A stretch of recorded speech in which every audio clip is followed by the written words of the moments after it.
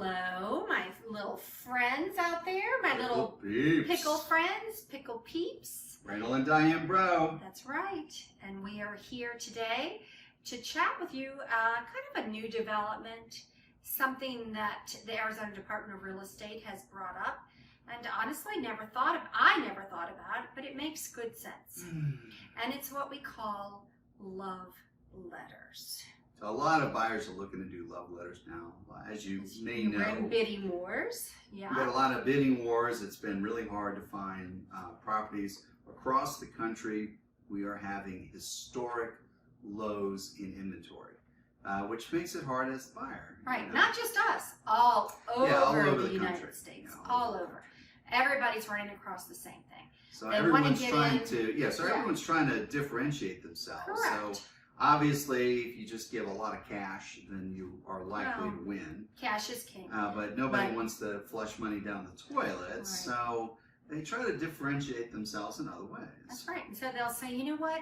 Can I just write a letter from my heart about how much this home means to me and what this neighborhood means to me, what this town means to me? And in the olden days, I would say, sure, I love that. I think that's very touching. Sellers like to receive that. Go for it. However, the Arizona Department of Real Estate, and I think nationally as well, the National Association of Realtors, has decided that love letters are a no-go anymore. Yeah. And they really would rather realtors not encourage that practice because it can go against fair housing. Yeah, it's a fair housing And issue. explain, Mr. Breaux, why it can go against fair Well, housing. a very obvious sort of thing might be that, let's say you have a buyer who's Jewish, and they write a love letter to the seller that says, oh, I love the location of the house. It's right around they don't mention they're Jewish, but they mention, oh, it's wonderful your house is right around the corner from the synagogue. Well, what happens if that person's offer isn't accepted? Now, it may not be accepted because of the price isn't right, or, it could be not accepted for any number of things, but it opens up the possibility that the buyer will say, oh, well, they didn't take my offer because obviously they knew I was Jewish, and that becomes anti-Semitic and obviously subject to fair housing.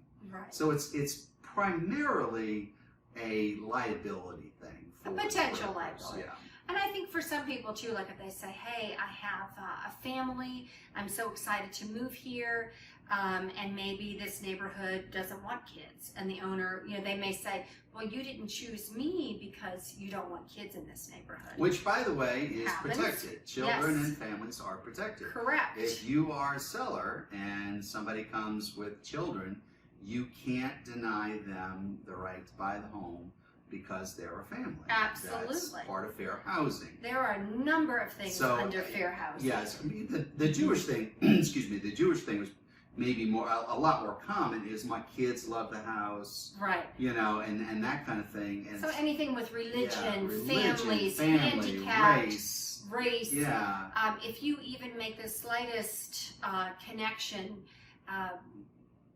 and you try to write about that in your letter, and the seller chooses someone else, it opens the door for the people who were not chosen to say, well, was it because I had a family?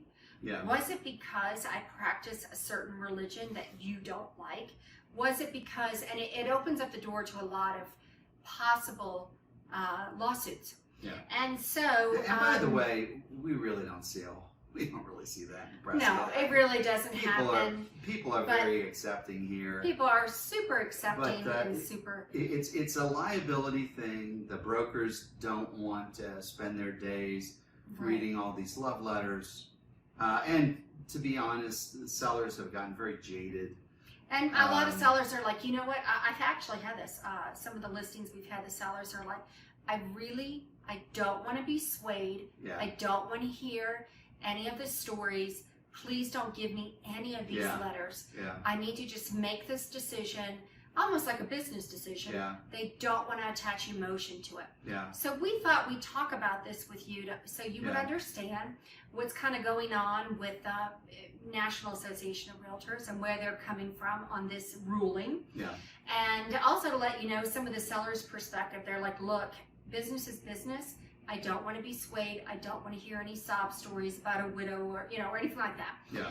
And well, to let you know, the Pickle Lady has kind of an inside track on that. So we'll tell you our secret. So when we send in your offer on the home, the Pickle Lady does a cover letter to the agent, and in that cover letter, she will mention things that may sway them towards you. I try. I mean, well, without like being a veteran is an obvious one. Well, and without being overly, we have to be careful. Yeah, you can't be too soppy because, right. as I, if the sellers are getting 7 love letters after a while, they kind of. We'll try to mention a few little tidbits. Nothing extreme. But when we explain to you when you come in and you're like, I want to win this bid, because as we know, there's tons of bidding wars going on. And we say to you, I'm so sorry, we can't do a love letter. Please understand, it's not us. It's new rulings. Yeah. It's kind of a changing tide, so to speak, a turning of the tide. And so that's where it's coming from. It's not an us thing. Yeah. It's just I remember things are when changing. we were selling our home in Texas, and that's where we raised our family. Mm-hmm. And when we sold it, we got a love letter from a young family. It was very touching. It was very nice. It's very hard for me. Yeah. It's very hard for me because I love letters. Yeah, yeah. I think they're cool. I think they help the seller connect with the buyer. There's a lot of memories and emotion attached with all homes. Yeah. And love letters help you make that connection. I'm all for it. Yeah. I don't make the rules though. No.